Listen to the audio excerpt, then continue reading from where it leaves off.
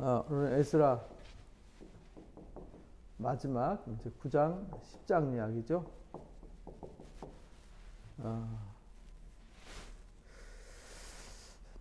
1장부터 6장까지, 그 다음에 7장부터 10장까지 이렇게 주제가 바뀐다 그랬죠. 이거는 이제 스룹바벨에 의한 1차 귀환 이야기.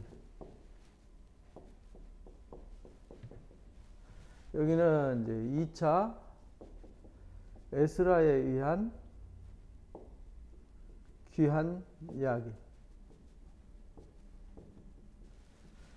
두 가지가 담겨져 있습니다.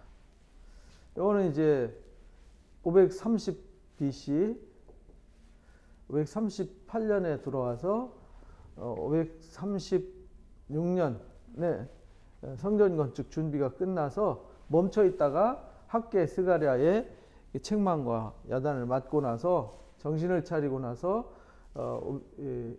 다리오 2년, 다리오 제2년 520년부터 시작해야 성전 건축을 시작해서 515년에 봉헌하게 되죠. 그러니까 이 과정 중에 중간에 과정 중에 핍박과 고난이 있었는데 이것을 이겨나가고 봉헌을 했더라 하는 얘기입니다. 그런데 7장에 에스라가 돌아올 때는 이때는 458년, 한 80년 지난 후의 얘기죠. 그래서 이때 돌아왔을 때는 인원이 많이 오지 않았습니다. 그래서 이때는 종교개혁,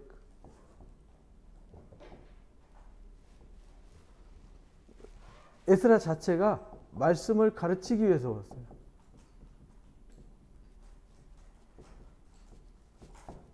율법을 연구하고 말씀을 가르치기 위해서 돌아왔죠. 목적이 다르죠. 여기는 성전 건축을 위해서. 그러니까 성전 건축을 위한 것은 성전이 곧 하나님이 계신 곳, 곧 하나님의, 그러니까 성전이라는 말은 만남의 장소입니다. 하나님과의 만남인데 하나님과의 만남이 곧 뭐냐면 거룩입니다. 그 거룩의 역사를 성전을 통해서 이루어가는데 그 거룩이 뭘로 이루어지냐면 말씀으로 이루어지는 것이죠. 그래서 두 가지가 이제 같이 겸해서 이루어지는 겁니다. 그래서 이 종교개혁 이제 2차 지금 지난주에 우리가 어디까지 배웠냐면 에스라가 결심하고 돌아올 때 페르시아 바사 제국의 페르시아 제국이죠. 황제가 전폭적으로 지원을 해줬어요. 그냥 에스라는 말씀을 가르치기로 결심했을 뿐인데 황제의 마음을 하나님이 움직여 주셨어요. 그래서 우리는 좌고우면하지 말고 항상 한결같은 마음으로 하나님의 뜻이 무엇인지를 알고 그 뜻을 순종하면은 지금은 당장 아무것도 아닌 것 같고 좀 웃음거리 같이 보일 수도 있어요. 아브라함이 하나님 말씀을 순종해서 살아갈 때 25년 동안 자식 하나 없었어요. 친자식이 하나도 없었죠. 첩의 자식 하나. 남들이 볼 땐 웃음거리였죠. 이삭도 20년 동안 자식이 없었어요. 웃음거리였죠. 요셉이 애굽에 노예로 팔려갈 때 웃음거리였죠. 아무것도 아니었어요. 남들이 볼 때는 비웃음거리였죠. 야곱이 개나리 보쯤 하나 메고 외삼촌 집으로 갈 때, 밧단 아람으로 갈 때 남들 볼 때는 웃음거리였죠. 말도 안 되는 얘기였죠. 그러나 하나님은 그 20년이라는 세월, 아브라함은 25년, 이삭은 20년, 또 야곱도 20년, 또 요셉은 22년이라는 긴 세월 동안 하나님이 그들에게 인내의 말씀을 붙잡고 한결같이 말씀을 순종할 때 하나님께서 일하셨습니다. 여기도 마찬가지죠. BC 605년, 586년, 또 597년, 그래서 1차, 2차, 3차 포로로 끌려갔던 이들이 지금 에스라를 통해서 종교 개혁해서 또는 70년이 차서 예레미야의 말씀대로 돌아오게 한 것도 이들 포로로 잡혀갔던 유다 지파 사람들 그들이 노력해서 그들이 대단한 업적을 쌓아서 아니에요. 전혀 아무것도 한 거 없습니다. 근데 이들이 회당에서 회개하고 말씀을 회복한 것밖에 없어요. 그래서 신명기 30장 말씀대로 말씀을 회개하고 지난주 우리 주일날 말씀대로 회개하고 그들이 회복했을 때 하나님이 포로에서 돌아오도록 하셨죠. 그래서 1차 귀환할 수 있도록 해주셨고요. 2차 귀환 얘기도 80년이 지난 후잖아요. 상당히 많은 기간이 지난 뒤에 에스라라는 학사, 율법의 학자인 에스라가 말씀을 가르치기로 결심하고 열심히 거기에서 말씀을 가르쳤더니 황제에게 원하는 것은 다 얻게 하셨어요. 황제의 마음을 움직여서 너는 돌아가서 이스라엘 백성들을 말씀으로 가르쳐라. 개혁을 해라. 그리고 말씀을 네 명령 듣지 않고 율법을 가르침받지 않고 하나님 말씀 듣지 않는 사람들은 아주 재산을 다 몰수시켜버려라. 감옥에다 집어넣어도 된다. 사형시켜도 된다. 귀양 보내도 된다. 아주 전권을 줬단 말이에요. 에스라한테. 그렇게 해서 2차 귀환할 수 있도록 하나님이 하셨습니다. 그래서 우리는 항상 뭘 믿어야 되냐? 하나님이 하시는 일. 우리가 세상에서 항상 무엇을 할 때에는 사람의 눈이 아니라 하나님의 시선을 갖는 것이 중요하다. 세상을 바라보고 어떤 것을 생각하고 판단할 때 사람의 판단이 아니라 하나님의 시선, 하나님의 관점을 가지고 판단하는 지혜가 필요하다는 것입니다. 그런 하나님의 지혜를 가지고 판단할 때 아무것도 이루어진 것 없고 아무것도 된 게 없는데 어느 날 보면 하나님이 하셨구나 이렇게 되는 것이죠. 그래서 돌아온 사람들의 리스트를 쭉 8장에 정리를 해놨어요. 그래서 항상 족보가 중요하다라고 우리가 앞에 1차 귀환한 사람들, 2차 귀환한 사람들 리스트를 쫙 정리를 했어요. 왜냐하면 정체성이거든요. 그게 삶이었어요. 정체성이 없다. 곧 그들이 쉽게 말하면 이게 생명책이죠. 쉽게 말하면 구약시대의 생명책. 족보가 없으면 인정해 주지를 않았어요.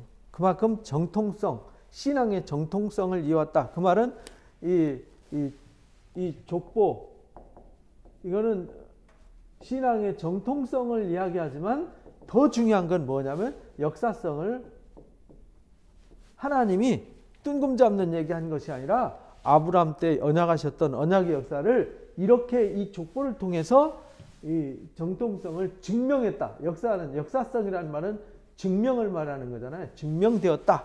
그러니까 우리가 하나님의 역사는 이미 증명된 역사다라는 것이 족보를 통해서 가르쳐 줬어요. 왜냐하면 이 사람들은 지금도 유대인들 아이들한테 유대인 종교인 아이들 만나가지고 너는 누구 자손이니? 하면은 12지파 어느 지파에 저희는 몇 대손 누구의 자손 누구의 자손 누구의 자손 누구의 자손 누구의 아버지의 아들 누구입니다. 이렇게 가르쳐요.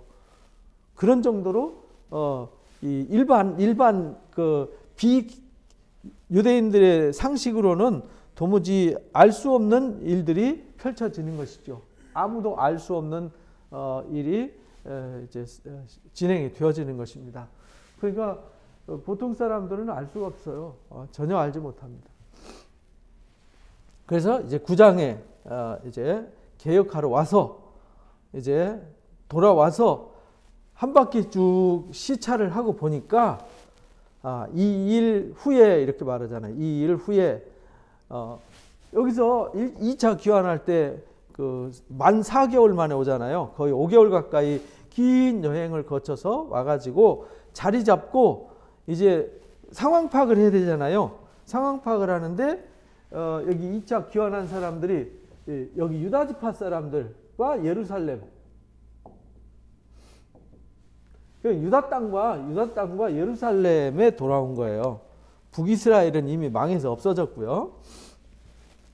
이 일 후에 방백들이 내게 나와 이르되 이스라엘 백성과 제사장들과 레위 사람들 이렇게 말해요. 이스라엘 백성, 제사장들, 레위 사람들이 이 땅 백성에게서 떠나지 않았더라. 이 땅 백성들이 누구냐면 여기 가나안 사람들, 헷 사람들, 브리스, 여부스, 암몬, 모압, 애굽 사람들, 아모리 사람들의 가증한 일을 행했다. 이렇게 이제 방백들이 나와서 에스라한테 이야기를 합니다. 그리고 그들의 딸을 맞이해서 아내와 며느리로 삼고요. 거룩한 자손이 그 지방 사람들과 섞이게 했다라는 소식을 듣게 됩니다. 방백들과 고관들이 이 죄, 오히려 지도자들이 이 죄에 더욱 앞장섰다. 그러니까 지금 종교 개혁을 하러 온 에스라 입장에서 봤을 때는 너무 어이가 없는 일이 벌어진 거죠. 왜냐하면 신명기 7장에서 이거는 절대 안 된다라고 미리 가나안 땅 들어가기 전에 지금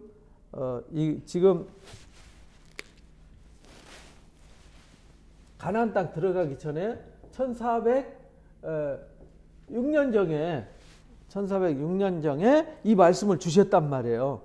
모압 평지에서 요단강 건너가기 직전에 이걸 기록해서 줬어요.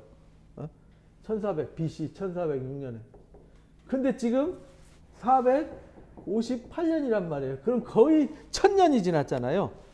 1000년 역사 동안에 계속 이 말씀을 가르쳐서 지키게 하라라고 권고했는데 신명기 7장에 너희가 그 차지할 땅으로 들이시고 그 땅에 들어가게 하면 여러 민족 곧 헷 족속, 기르가스, 아모리, 가나안 족속, 브리스, 히위, 여부스 곧 너보다 많고 힘센 7 족속을 쫓아내라.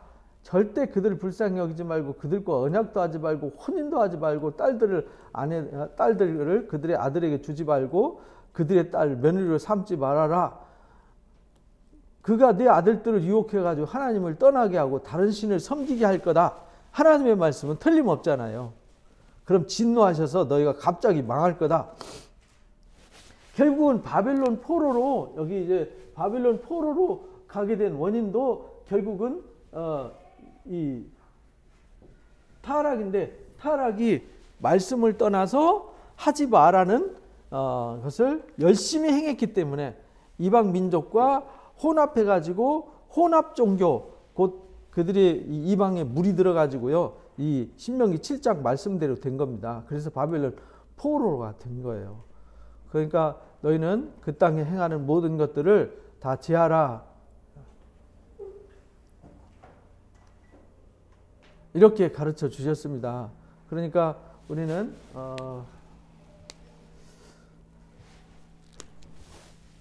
이 포로된 자들에게 왜 포로로 잡혀갔는지 미리 근거를 제시해 준 거예요. 그래서 신명기 말씀을 예언이라고 그러는 거예요. 미리 예언의 말씀을 주셔서 하나님의 뜻이 시행될 때 언제 어떻게 시행될지를 분명히 알게 하셨는데 지금 1000년 후에 지금 에스라서는 지금 거의 1000년 후에 이 사건이 일어난 거예요. 그래서 에스라가 이 말씀을 막 가슴에 새기고 지금 왜 우리가 포로로 잡혀갔는지 가슴이 아파서 돌아왔는데 와서 보니까 이들이 아직 성전만 건축해놔놓고 봉헌해놔놓고 지금 봉헌이 515년이었잖아요. 봉헌하고 나서 지금 한 60년 정도 지났잖아요. 60년 후에 와서 보니까 성전이 지어진 이유가 없어져 버린 거예요. 지도자들이 앞장서서 이방인과 타락해서 이방 여인들과 결혼했고 그래서 내가 이 일을 듣고 속옷과 겉옷을 찢고 머리털과 수염을 쥐어 뜯으면서 기가 막혀 앉아 있었더라. 그러니까 에스라가 너무 기가 막혔던 거죠. 그 말은 무슨 말이냐면 에스라가 말씀을 가르치기로 결심하고 왔잖아요. 그런데 와보니까 성전만 건축해놨지 하나님의 말씀을 아무도 아는 사람이 없더라 이 말입니다. 가르치는 사람도 없고 말씀을 아는 사람도 없어서 다시 과거로 돌아갔어요. 오늘날 우리도 똑같습니다. 아무리 교회 명찰 간판 달아놔놓고 교회 등록해놔놓고 열심히 다녀봤자 성경을 읽지 않고 듣지 않고 배우지 않고 그 말씀으로 살기로 결심하는 사람이 생기지 않는 한 하나님의 역사는 절대 살아나지 않습니다. 기독교가 쇠퇴하는 원인은요, 딱 한 가지예요. 말씀을 떠나서 그렇습니다. 그래서 저녁 제사 드릴 때에 내가 근심 중에 일어나서 속옷과 겉옷을 찢은 채 무릎 꿇고 하나님 앞에 엎드려서 손을 들고 기도를 해요. 여기 그래서 9장이 에스라의 회개 기도예요. 회개 기도. 회개 기도. 말하기를 나의 하나님이여 내가 부끄럽고 낯이 뜨거워서 감히 하나님 앞에 얼굴을 들지 못합니다. 우리의 죄악이 많아 정수리에 넘치고 우리의 허물이 커서 하늘에 미칩니다. 죄악이 너무 많아서 부끄러워서 얼굴도 못 들고 죄악과 허물이 하늘에까지 쌓였다 이 말이에요. 그러면서 우리 조상의 때로부터 오늘까지, 우리 조상의 때가 어디냐면 아브라함, 이삭, 야곱, 출애굽 이후의 이야기를 말합니다. 우리가 죄가 심함에 우리 죄악으로 말미암아 우리와 우리 왕들과 우리 제사장들을 여러 나라의 손에 팔아서 칼에 사로잡혀서 노략거리가 되고 부끄러움을 당하게 하심이 오늘과 같습니다. 바벨론 포로로 끌려가서 지금 성전 건축가로 스룹바벨 때 돌아온 사람들이 5만 명밖에 4만 9천 950명밖에 안 왔잖아요. 채 5만 명도 안 되는 사람들이 돌아왔다는 거예요.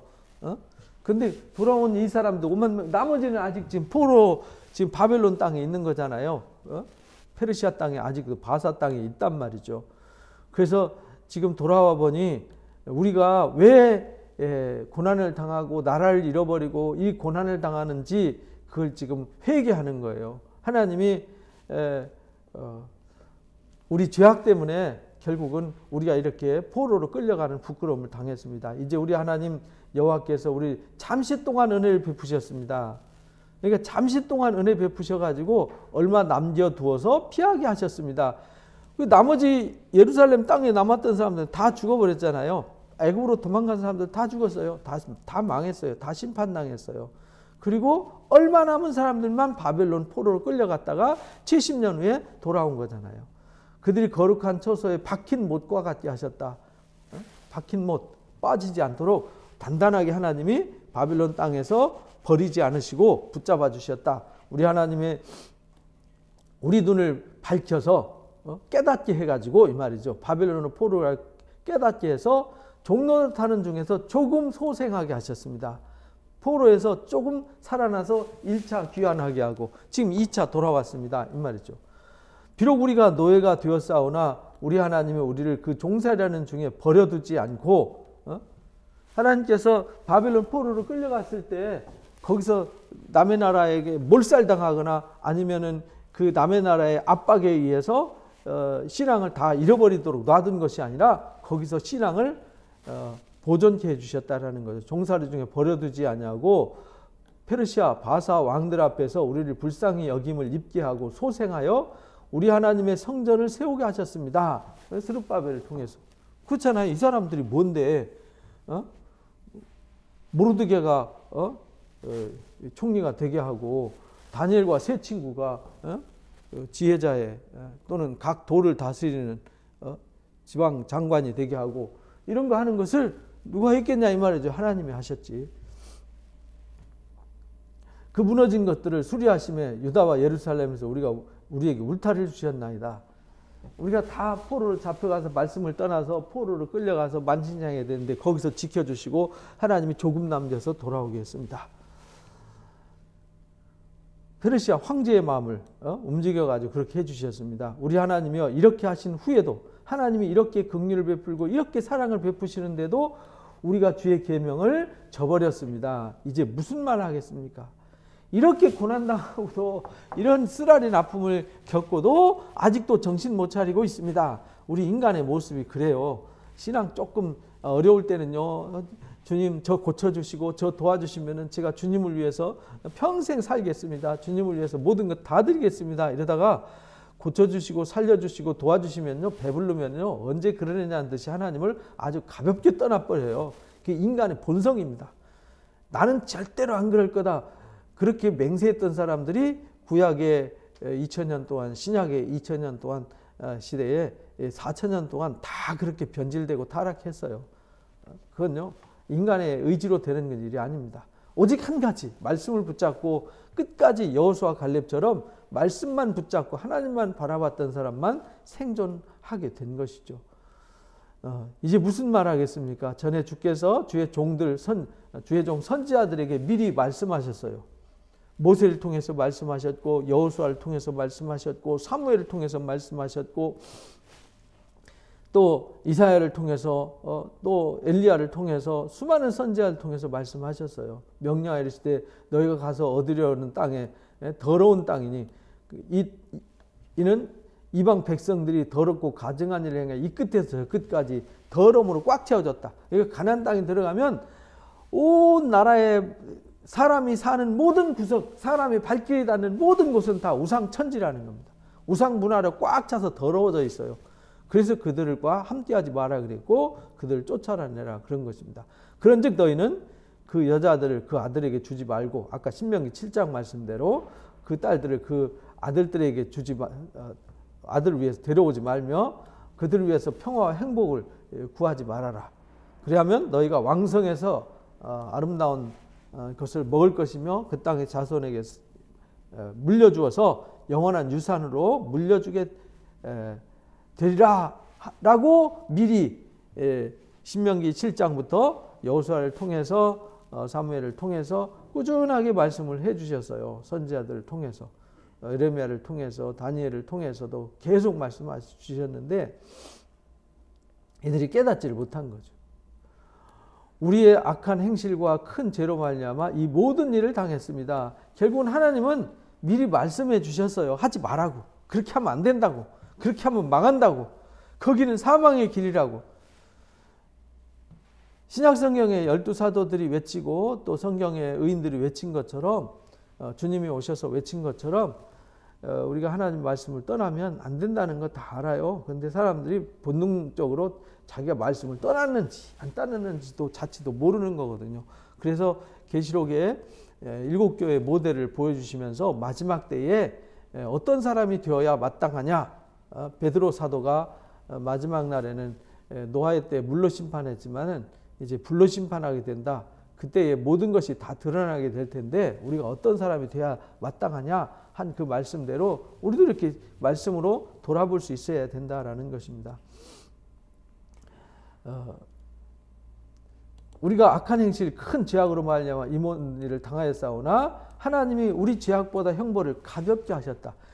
원래 하나님의 말씀대로 하면 그냥 싹 없애버려야 되는데 하나님이 긍휼히 여기셔서 그 중에서 다 배임을 당해도 그루터기가 남듯이 거룩한 씨가 남아있는 거죠. 거룩한 씨를 남겨서 언약의 역사를 하나님에 의해서 이룬 거지 인간의 잘난 모습으로는 아무도 이뤄내지 못했습니다.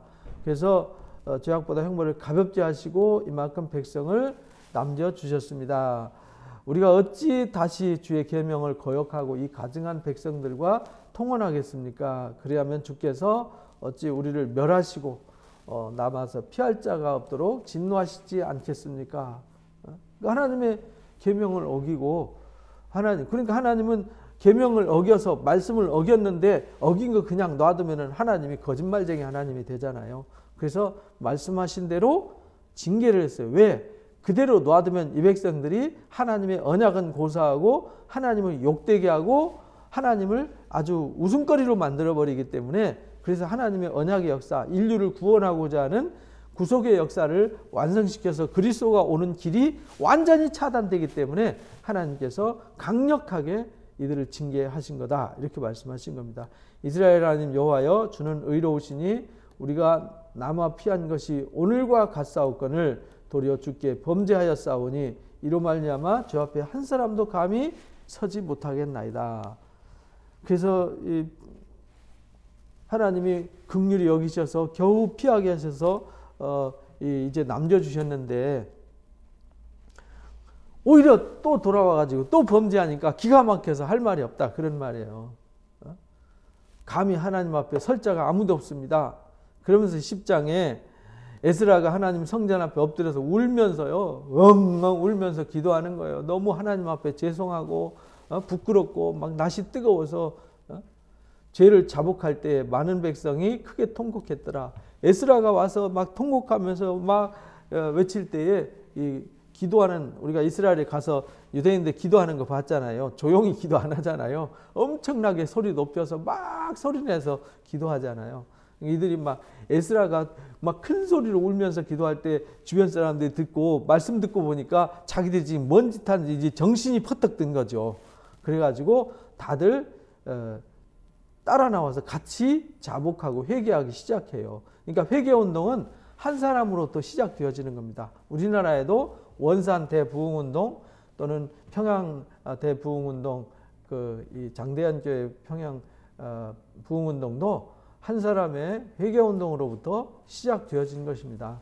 그래서 1903년과 1907년에, 1904년, 1907년에 그런 회개운동, 우리 한국교회를 일으켜 세웠듯이 여기서 에스라 한 사람이 자기가 죄진 것처럼 자복하고 회개할 때 너도 나도 회개하기 시작을 했어요. 그래서 엘람 자손 중 여일의 아들 스가냐가 에스라한테 옵니다. 우리가 우리 하나님께 범죄해서 이 땅 이방 여자를 맞아들여서 아내를 삼았습니다.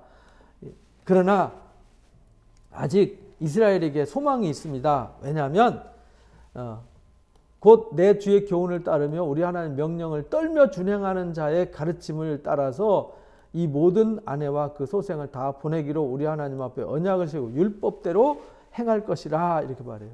아직 기회가 있습니다. 정말 하나님의 말씀을 두려워하며 떠는 사람들이 있었어요. 그 중에서도 포로로 잡혀갈 때도 가증한 일로 인해서 탄식하며 우는 자들이 있었잖아요. 그 자들에게 서기관의 먹그릇 찬 자가 이마에 표해 있고 그들이 바벨론 포로로 끌려갔다가 다시 돌아온 거잖아요. 언약의 뿌리가 된 거죠. 언약의 씨가 된 거예요. 여기도 그런 사람들이 있었어요. 그래서 이방 여인과 결혼한 아내들, 그 소생들 보내기로 언약하고 율법을 다시 지켜 행하면 됩니다. 지금부터 늦지 않았습니다. 지금이라도 회개하고 다시 하겠습니다. 그래서 지금이 은혜의 때요, 지금이 구원의 날이다라고 이제 가르쳐 주신 이사야서 49장의 말씀처럼 우리 고린도 후서 6장에서 배웠죠. 이는 당신이 주장할 일이니 일어나소서, 그래가지고 당신이 권세를 가지고 왔으니까 7장에서 그랬잖아요. 페르시아 황제가 네가 가르칠 때 말씀을 안 듣는 사람은 재산을 아주 다 몰수시켜라. 그리고 귀양을 보내도 된다. 기둥뿌리 뽑아도 된다. 죽여도 된다. 이렇게 막 강력하게 황제가 권세를 줬잖아요. 그러니까 당신이 일을 해야 됩니다. 우리가 돕겠습니다. 힘써 행하십시오. 라고 돕는 사람들이 있었어요. 에스라 혼자 못해요. 항상 하나님의 사역은 돕는 자가 있어야 됩니다. 이에 에스라가 일어나서 제사장 레위인들 온 이스라엘, 제사장 레위인 온 이스라엘, 항상 앞에서도 그랬잖아요. 이 말대로 행하기로 맹세했어요. 그리고 맹세하게 했어요. 그랬더니 무리가 다 맹세를 했어요. 하나님 앞에 맹세하면 이거는 어떤 일이 있어도 지켜야 된다라는 것이 이들의 불문율이었거든요. 이에 에스라가 성전 앞에서 일어나가지고 엘리야시압 아들 여호하나의 방으로 들어가서 잡혔던 자들의 죄를 근심하여 음식도 먹지 않으며 물도 마시지 않고 금식하면서 기도를 해요. 그리고 유다와 예루살렘에 다른 사람들이 아니에요. 사로잡혔던 자들 자손에게 공포를 합니다. 너는 예루살렘으로 모이라! 그래가지고 다 모였어요. 누구든지 방백들, 장로들, 훈시를 따라서 3일 내에 오지 않으면 재산을 정벌시키겠다. 재산을 다 압수하겠다. 페르시아 황제가 이건 에스라한테 주었던 절대적인 권력이잖아요. 하나님이 이 일을 개혁할 수 있도록 권위와 권세를 주셨어요. 그리고 사로잡혔던 자들의 모임, 이게 잡혔다가 돌아온 사람들이 모임이 따로 있었어요. 그 땅에 있는 사람들과 섞어지지 않고 구별되어서 이 사람들, 그래서 족보를 쓰기 시작했고요. 족보가 중요했던 거예요. 유다와 베냐민 모든 사람들이 3일 내에 다 모였어요. 아홉째 달 21일이었는데 성전 앞 광장에 앉는데 아홉째 달이면은 지금 우리 달력으로 12월 달이거든요. 이때가 우기잖아요. 우기. 큰 비 때문에 떨고 있더라. 춥지요. 비는 막 쏟아지죠. 그들 밖에 서가지고 있는 상태니까 두렵고 떨리는 마음으로 서 있는 거죠. 제사장 에스라가 이릅니다. 너희가 범죄한 이방 여자를 아내로 삼아 이스라엘의 죄를 더하게 했으니 이제 너희 조상의 하나님 앞에 죄를 자복하고 그의 뜻대로 행해서 지방 사람들과 이방 여인들을 끊어버리라 라고 명령을 합니다. 모든 회중이 당신 말대로 행하겠습니다 라고 또 이제 맹세를 해요. 그러나 백성이 많아요. 한두 사람이 아니잖아요. 이제 벌써 세월이 538년에 들어와 가지고 지금 80년이 지났으니까 그때 돌아온 사람들이 5만여 명밖에 안 됐으니까 그거밖에 안 됐을 거다 이렇게 생각하는데 이 사람들이 결혼하고 80년 동안 자식을 늘렸으니까 이제 수십만 명으로 늘어났죠. 백성은 많고 우기잖아요. 비 내리는 때 장마철이기 때문에 능히 서지 못할 것이요 이 일을 크게 범죄했은즉 하루 이틀이 할 일이 아니니까 방백들을 세우고 성읍의 이방 여자가 장가가던 기한에 장가든 자는 다 기한에 장로들과 재판장 앞에 오게 해가지고 우리 하나님의 진노가 우리에게서 떠나게 합시다. 곧 그들에게 결산하게 합시다. 스스로 죄악을 회개하고 회개에 합당한 열매를 맺게 합시다. 이런 말입니다.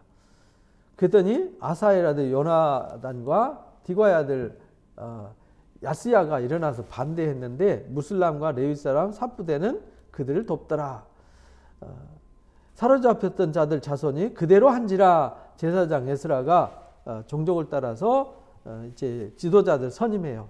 그래 하루아침에 되는 거 아니니까 절차를 따라서 하자 이래가지고 이제 다수의 의견을 따라가지고요. 열째 달 초하루에 조사를 시작합니다. 9월 21일 날 아홉째 달 21일 날 지금 회개하고 하나님 앞에 맹세하고 이제 벌써 열흘이 지났어요. 열흘 만에 조사를 시작해가지고 첫째 달 초하루 2달 만이죠. 2달 만에 조사가 끝났어요.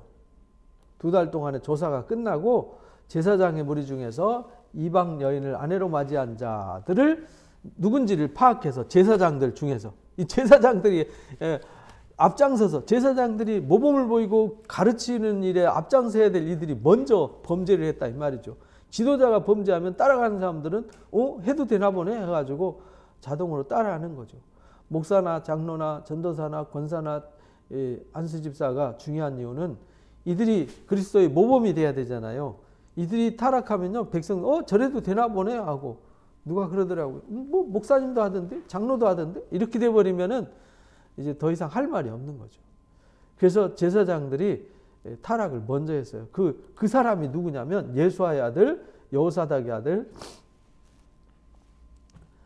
그 형제 마아세아와 엘리에셀, 야렙, 그달랴 이런 사람들이었어요. 맹세해서 아내를 보내기로 결심하고요. 속죄의 양을 하나님 앞에 드려요. 속건제를 드리죠. 그리고 여기 인멜의 자손, 하림의 자손, 바스울의 자손, 레위 사람들, 노래하는 자들, 그 다음에 이스라엘 중에서 이제 바로스 자손, 엘람 자손, 사뚜 자손, 베베 자손, 바니 자손, 바핫 모합 자손, 하림 자손, 베냐민 등등 쭉 여기 명단이 쭉 나오죠. 42절까지, 43절까지 느보 자손 중에서 이렇게 나왔더라. 이상은 이게 다 회개하기로 결심하고요. 그들이 결단하고 이방 여인을 아내로 맞이한 자들의 리스트를 쫙 정리한 다음에 그들 중에는 자녀를 낳은 여인도 있었더라라고 해서 정리를 합니다. 이렇게 해서 에스라서가 끝나요. 좀 싱겁게 끝나죠. 뒤에 얘기가 있어야 될 것 같은데, 그렇죠? 그래서 이게 에스라와 느헤미야서는 이제 같은 한 권의 책으로 보시면 돼요. 그래서 느헤미야서의 이 스토리가 이어져 나가는 것입니다. 결국은 2차 귀환 목적, 1차 귀환 목적 하나님이 이루시잖아요. 이들이 안 하려고 뺀질거렸어요. 538년에 와가지고 2년 동안 성전 건축 준비하고 핍박이 있으니까 16년 동안 멈춰 있었잖아요.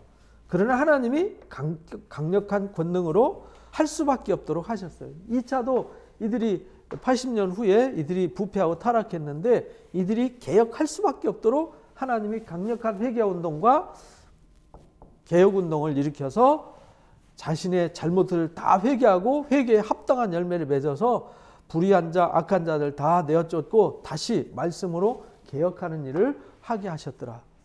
그러니까 우리는 그냥 말씀을 따라서 개혁하면 되는 거예요. 아무것도 필요 없어요. 그냥 말씀을 따라서 그냥 개혁을 하면은 나머지는 누가 하시냐? 하나님이 일하신다라는 것을 가르쳐 주셔서 이게 섭리입니다.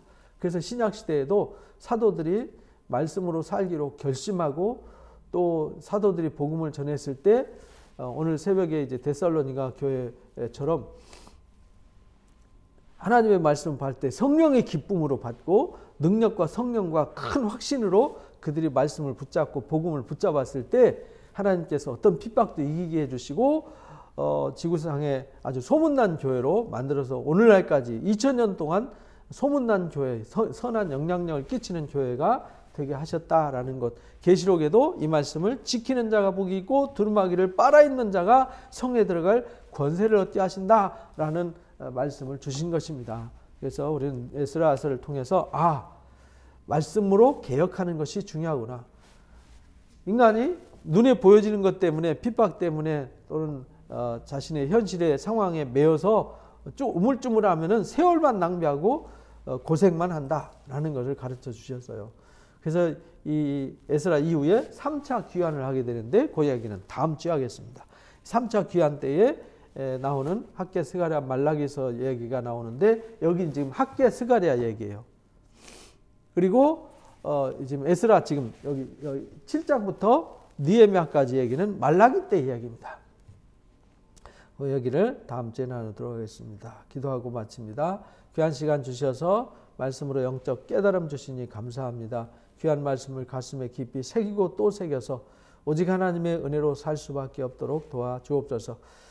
하나님의 말씀의 명령에 순종하면 들어가도 복을 받고 나가도 복을 받는다 말씀을 하셨고 말씀을 떠나면 결국은 하나님도 떠나서 그들을 보호할 수 없고 그들이 포로로 끌려가고 엄청난 고난과 환난을 당할 것을 예고했는데 그들이 말씀을 떠나서 세상과 짝함으로 결국은 부패하고 타락해서 징계를 당하는 모습을 보여주셨습니다. 그러나 하나님이 그들을 사랑하셔서 포기하지 않으시고 끝까지 지키시고 보호하시고 인도하셔서 포로에서 돌아오게 하시고 예정하신 대로 예루살렘 중건 역사를 스룹바벨을 통해서 이루게 하셨고 에스라를 통해서 개혁을 하게 하셨습니다.